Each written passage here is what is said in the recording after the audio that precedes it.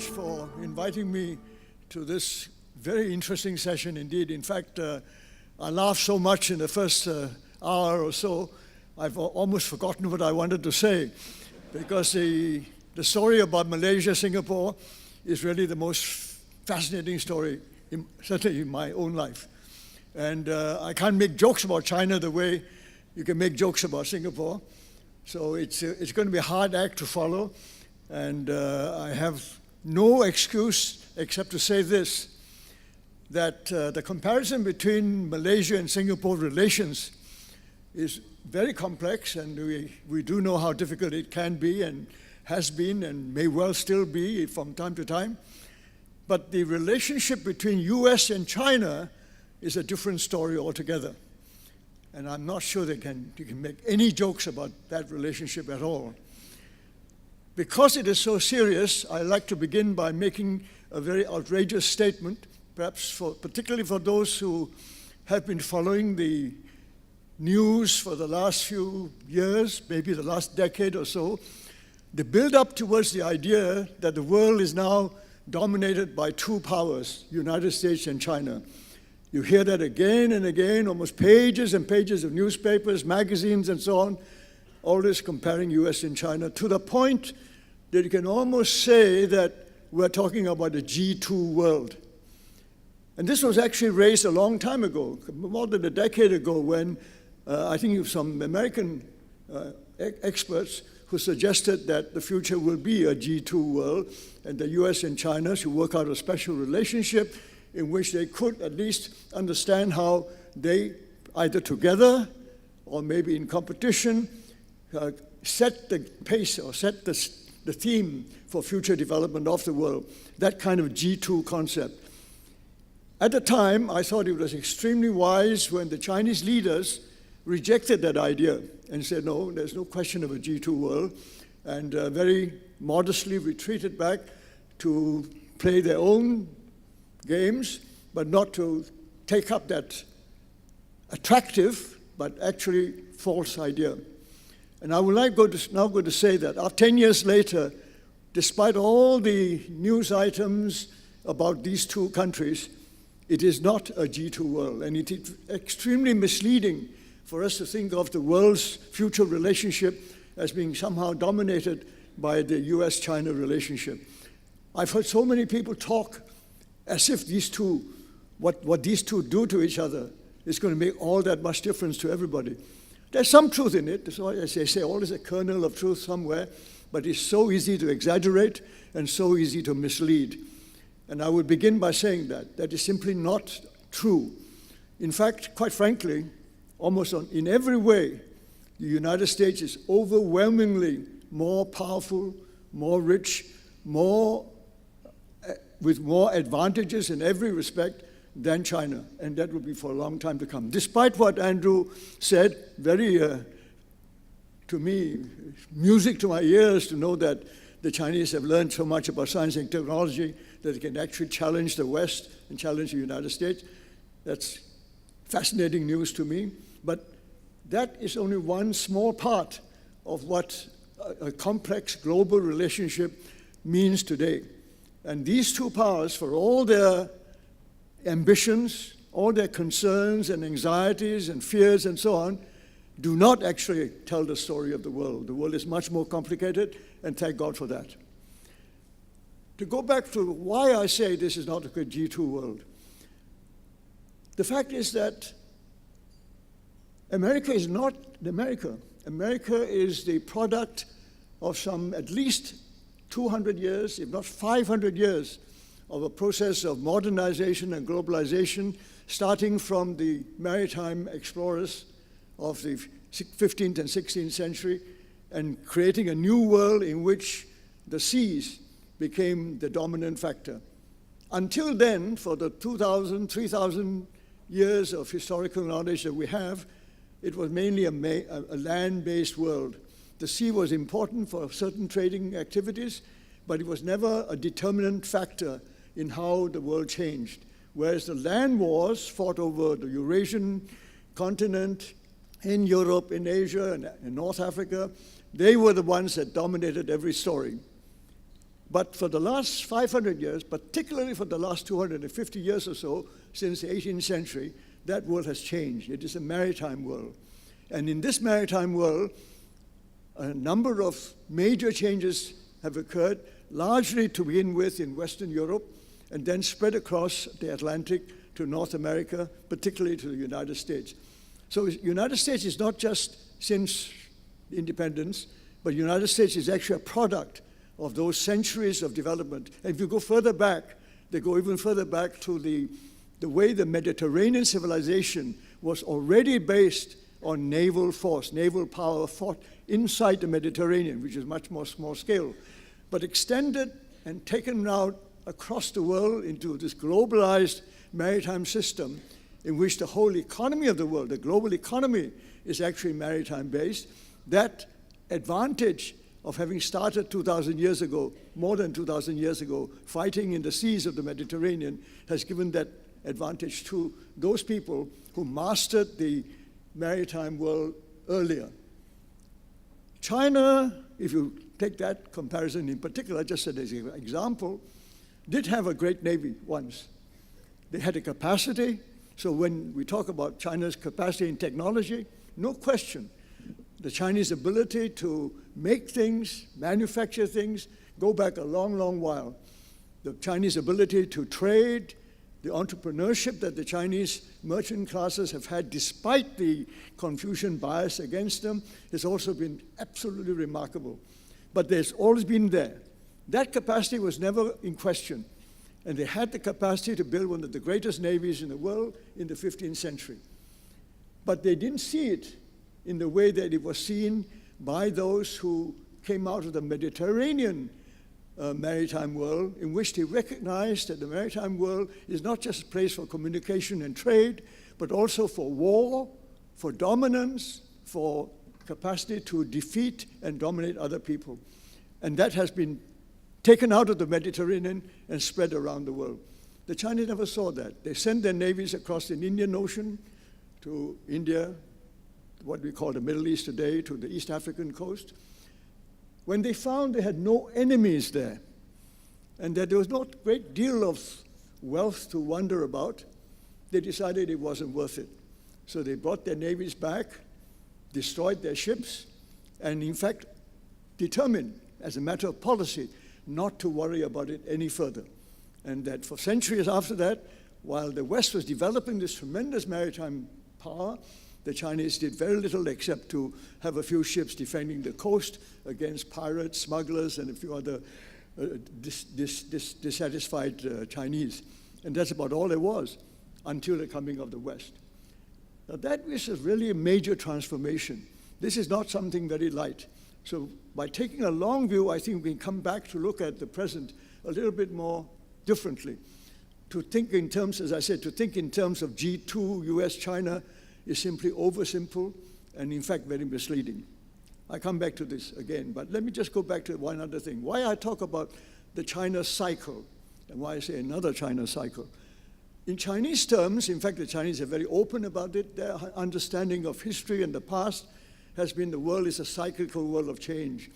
You may improve a little, you may get lost a bit, then you rise again, but the cycles of rising and falling and rising again after falling has been taken for granted. There's nothing to worry about when you fall because you'll find ways and means of rising. But how did they do that? They did that because over 2,000 years ago, they concentrated on what has now become recognized as the most important thing in every society, and that is the state. The state is an organized form of getting things done, under control, providing order and stability, enabling countries to be defended properly, enabling their customs, their civilization, their cultures, their literary and other creative work to be preserved. To be able to protect all that, you need a state.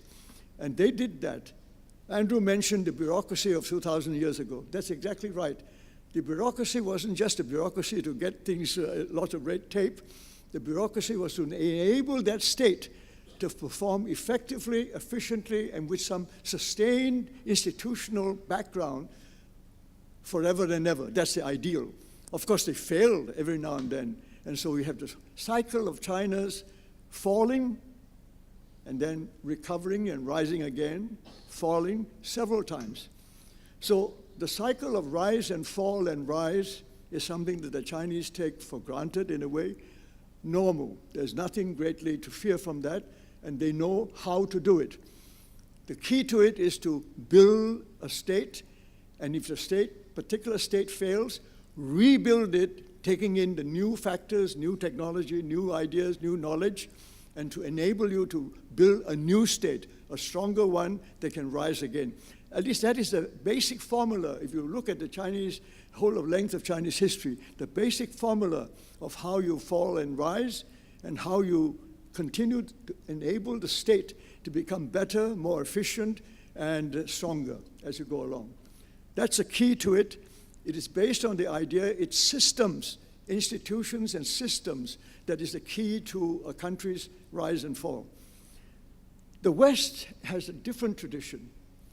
Way back in the West, you find in the Mediterranean itself, all that fighting in the middle of the Mediterranean Sea that I talked about also led to other things. They were based on smaller political units continually fighting each other. Whether they were city-states or empires or whatever names you call them, they were continually based on having to compete, to fight both at sea and on land, and to enable you to continue trying to dominate your neighbors. You had to continue to do that. And what did they do it on? The basis on which they did it was not to build it on systems, as the Chinese did, which is highly bureaucratic and centralized, but to build it on the concept of ideas. Brilliant ideas, many of them, brilliant ideas, ideologies, to work out a set of principles, first principles probably, very logical, very calculated, rational principles on which you develop and make progress. And in so doing, you compete, you fight, and as you fight, you improve. So they have a different sense of progress through those means. And the ideological struggles can be couched in many forms. Tan Sri Rafida talked about race and religion. These were very highly reflected in the way they competed in the past. For example, you can say that there was competition from the way back between the political systems of the Greeks and the political system of the Persians. They fought in the Mediterranean, and they were very different systems, but they did not emphasize the systems. They emphasized the ideals behind the system, the ideology. And when it came to more religious matters, the battles between the Christians and the Muslims, both believed in the same God, and yet they were able to find ideological differences to enable them to continue fighting and competing with each other century after century for now something like 15 centuries, and they're still at it. So that's the background of how that civilization grew. Tremendous creativity out of competition, rivalry, and constant fighting against each other, always on the lines of some higher ideal, some principle, some ideological standard by which you measure who is right and who is wrong, who is good and who is bad. Very, very extraordinary kind of basis for a civilization, an extremely strong basis, because as they survived each of these struggles, they become stronger. But you see them going through it, and they seem to almost inevitable.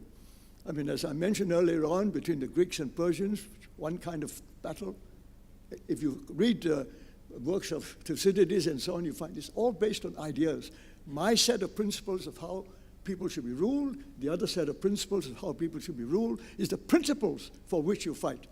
And you go on between the Christians and the Muslims, later on even within the religion, between the Catholics and the Protestants, and down to after the 18th century, it was between capitalism and socialism. And I don't mean necessarily communism. There's only one part of socialism.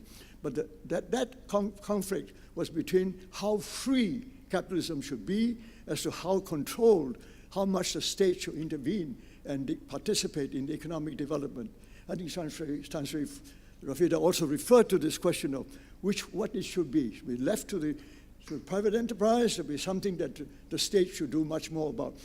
That was already a battle from the 18th century onwards. And in the West, that became an ideological issue. Throughout the 19th century, they argued about that, they fought amongst each other, And the fact that Karl Marx in his Communist Manifesto talked in those terms was only one aspect of it. But what it meant was, within that system, the constant need to fight each other, the kind of almost necessary conflict in order to make progress was so much part of their culture. It's also their strength, but also every now and then the source of their weakness. Because one of the things that result from it is very often wars. And wars, I don't mean the trade wars that Andrew was talking about. They were military wars. They were fought at the sea, fought at land, and they were almost a constant in the history of that part of the world. In fact, I cannot think of any decade in which there wasn't some serious war happening in the European and the Mediterranean area. And of course, ultimately, when all these ideological conflicts become too serious, they become unavoidable that they will have a major war. And when they had been so dominant in the world, as I said, for 200 or 300 years, through their control of the seas, control of the maritime global economy, they were so dominant, and yet they self-destructed because they couldn't resist and couldn't avoid fighting two major wars, the First and Second World War in the 20th century, not that long ago. And yet those two wars are so deadly, they basically erased the superiority of Western Europe compared to the rest. And why we talk about United States today is because the United States was saved from it by being far away. And they were distant enough, building upon all the factors that made Europe so rich and powerful, but far away on its own continent and without getting themselves involved in stupid wars that the Europeans were. And the Europeans just couldn't help it, just went on, and whether it was Napoleon to Hitler and down to the Second World War, it's just unavoidable. They kept on doing that. And after that, the United States became so powerful because it offered, again in ideological terms, a set of principles they hoped which would make the world peaceful, to free the world from future wars. And this is what we have inherited since 1945. But of course, in many ways, it started a bit earlier with Woodrow Wilson and the League of Nations that already produced the same ideals, that we should try and create a world in which we can avoid wars, that they have almost destroyed Western civilization. And that is how it was couched. And those ideals have been extremely attractive and appealing to almost all the people who are modernizing, who have been modernizing for the last 100 years or so. And the ideas have spread. Ideas of freedom, democracy, human rights, all these things which are now part and parcel of the ideology of the future of progressive humanitarian development for the future is very much with us. And they're very real. And I think this is the tradition in which the United States grew out of hundreds of years, but particularly, as it were, brought together and simplified in such an attractive way to so many other people. And when the settlement of 1945 came about, the United Nations and all the ideals that were set out in the United Nations were spread to all of us, and as all the new nations started to build their own free nations that now have reached something like 180 to 190 nations in the world, members of the United Nations, we're all seeking to try and make sure that this formula that has been successfully proposed after the Second World War will continue. But it is one in which it is actually dominated by the United States. I mean, this is a fact of life. The fact is that they created the structures, they created the ideas, they have persistently carried forward those ideas, even though the vast majority of the countries of the world actually don't care too much for it. But they have consistently brought this forward, raised this again and again, use it as a standard to measure other people, irritating everybody. But nevertheless, they persisted because they believed in it. This is faith and ideology, faith in a set of ideas and principles that should guide all humankind. And this is ultimately the key to it all. Why they still have overwhelming power and influence is not only because they are militarily most powerful, and not only because economically they're still number one in the world, but because of the set of ideas which they've learned to present them in a way that has made them so attractive to so many people around the world. That remains so. So when we talk about the G2 today, what is China offering? The China cycle remains very much what I described earlier on, a cycle of China's rising and falling, but of itself through very powerful systems in which they revive themselves, restore their energy, have the new science and technological methods to enable them to rise to a new height, but nevertheless governed by a systemic approach towards how a country, how a state should be run and how to keep it fairly efficient, very much in control, enabling the degree and order and stability that most people want. So that is their set of their traditions. That is what made China what it is today. These two are very, very different worldviews, you might say. They start from very different premises. They actually developed in completely different ways. But now they have now had to encounter each other or confront each other in a world in which we say it's globalized. We can reach out in every direction. Both these countries have to share the world. And what really changed, of course, was after Deng Xiaoping came back.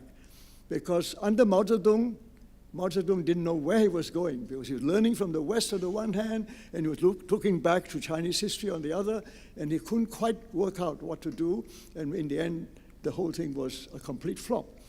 But Deng Xiaoping came, learned all the lessons from Mao Zedong's mistakes, realized that China had to accept the basic principles of this globalized economy, the kind of liberal market economy that enable economic development to succeed wherever it has been introduced. So the Chinese took that on, and lo and behold, it worked. And China for the last 40 or 50 years has been just amazing in the way it has adapted this whole system for its own use. But they've never moved from away from their position. The position is that whatever it was for China, to enable China to restore itself, to rise again after falling to about its lowest depth of weakness at the end of the 19th and early 20th century. China was so weak, nobody bothered, nobody cared what the Chinese did at that time. It meant nothing, totally irrelevant in world affairs. But within a 50-year period, starting from Mao Zedong's unification, despite his mistakes, recovering, and now rising again by adapting and totally understanding the scientific and technological revolutions that had occurred and really beginning to transform China in a new way, building up a new kind of state, again, systemic in its essential features, not really ideological at all, because if you look at it, people talk about Chinese communism, about Maoism and so on. None of them carried any weight among the ordinary Chinese people. Most Chinese people couldn't care less about all that. What they wanted was the peaceful relationships within the country to enable the economy to grow, the principles of economic development to be mastered, a degree of safety and security to enable private entrepreneurs to function within a state control system. All these they have, in fact, always had. They've never really fundamentally changed those ideas. The relationship between the state and the private entrepreneurs, as it were, have never really fundamentally changed, despite the fact that they are now much more capitalistic than they've ever been. But they have capitalistic in that context, again, of a state behind it all, enabling, and as it were, allowing capitalism and enabling it to function to the best for the interests of the country and the people. This remains what China is about. Now, why do we have a problem between US and China? I totally agree with Andrew when he said that this is not China we're talking about. We're talking about the whole economic dynamism of the past, which was basically in the North Atlantic for a couple of hundred years, have moved into the Indo-Pacific. This Indo-Pacific thing which the Americans have or Japanese have recently brought up, it makes it sound as if it's new. It's not at all new. There's always been Indo-Pacific. Throughout the centuries, it was the Indo-Pacific that was what Asia's oceans were, except that the Asians did not know how to use it, never really made the oceans effectively bring about economic development. That followed only after the Europeans came. But now that the Asians have got hold of the idea, they understand the nature of the maritime global economy, they know how to work it. China leading Japan actually led the way, but Japan, of course, being small, very insecure, and they did some foolish things in the 1930s and 40s, and for which they regret. And then now the Chinese have taken over, in a way, the East Asian part, but there's still India, and in between, ASEAN, right in the heart of the Indo-Pacific region. All these are now the new factors that have the new dynamism, economic dynamism in the world is now in our part of the world. This is what has changed, not China. China is only one of the players. And I think this is something very important to remember, because as long as you talk in G2 terms, as if it was a US-China conflict or resolution that will solve problems, I think we're on the wrong track. You have to take into account China understands that, because China has no intention of being G2, even though sometimes they talk as if they bought the idea. But I think the realistic leaders in China know that that is not the way China should go. China is looking for a world in which it's much more pluralist, accepting the world for what it is, and not, in fact, trying to compete or challenge the United States ideological approach about bringing freedom, democracy, and human rights to everybody. None of that at all, which is purely ideological, but to try and demonstrate by their own systemic approach towards modernization, towards adapting science and technology for their purposes, in that way to show that there is another way to be successful economically, to eradicate poverty, to bring prosperity to the people. You don't have to go to liberal capitalism, democracy, and human rights. There is another way. Now that is the challenge that the Americans can't quite understand, because it's not an ideological challenge, but the Americans are trying to make it into an ideological challenge because that is how they think. But the Chinese don't think like that. What they're thinking of is how to build a system that works so well, protects itself, and enables the people to benefit from it without being destroyed by any kind of threat. So this is I would say, the tremendous difficulty now in bridging the understanding between those two major countries. The Chinese are representing an alternative systemic approach towards development, which the ideological approach cannot quite accommodate. This is how I would see it. So let me try and conclude very briefly on having given you that particular outline to say that we're looking at trade war. We're talking about trade war. In a way, we are saying trade war is just war by other means. That's an old saying that the Europeans have understood. There are many ways of fighting wars. Maybe the last resort is to actually turn to arms and use guns and ammunition and nuclear bombs and so on. But there are other ways of fighting, and trade is one of the ways of fighting. It's war by other means. And you want to avoid direct military conflict, you use that.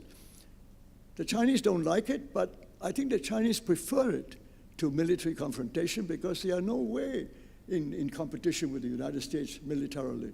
Far, far behind. The Americans can overwhelm the Chinese in military terms anytime, even though, of course, it'll hurt everybody. So with trade wars. Trade wars, all wars hurt everybody. And Andrew was quite right. There's no escape from it once they get going. And neither side will know how to stop it, and it will hurt everybody. So we're still hoping, just hoping, that they won't go too far, that they can't pull back. So let us hope that they do that. But my point is to say, this trade war is not just trade. It is war by other means because the two are not conflicting like the way the Cold War was fought. The Cold War was fought between two sides of the West. It was like a civil war within the West. The orthodox West European view of the world and the East European, Central European heterodox or heresy, which was communism of the Leninist, Stalinist type. And it became an ideological war again. It was simply an extension of those ideological wars that I mentioned earlier on, between Christianity and Islam, between Protestants and Catholics, between capitalists and communists. Part of that. But China is not part of it. China is not Soviet Union. China is not offering an ideological war to the Americans, and that is why the war will not be fought in the old way. It will be fought now, trade war, the kind of technology, kind of war that Andrew so brilliantly put before us. That is where it's going to happen, because it's to avoid having to fight military wars. Trade, science, technology, knowledge-based, knowledge skills, all the products of the knowledge that we have today, we brought into play into a different kind of war by other means. To sum it up, I would simply say something like, for a few hundred years, maybe 200 years, we believed in free trade. And that was what created the globalization, the kind of liberal capitalism, the kind of ideals that the Americans have so successfully transformed and transplanted in so many parts of the world. It is now being replaced by something I would call free power. Now based not on ideals, not on the ideological part of it, but by the power of the systems that have been created through the modernized methods, the science and technology of the last couple of centuries. They have created different kinds of systems. And these systems could be partly political, partly economic, partly civilizational systems, but they are now coming forward, and they will have to face each other in completely new ways. From free trade, I think, is just now going to be set aside for quite a while.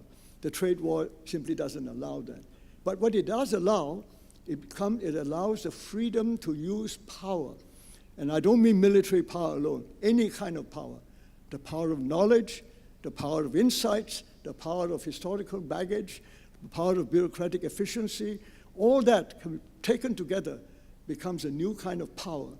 And it's the free power that has replaced free trade. Thank you very much.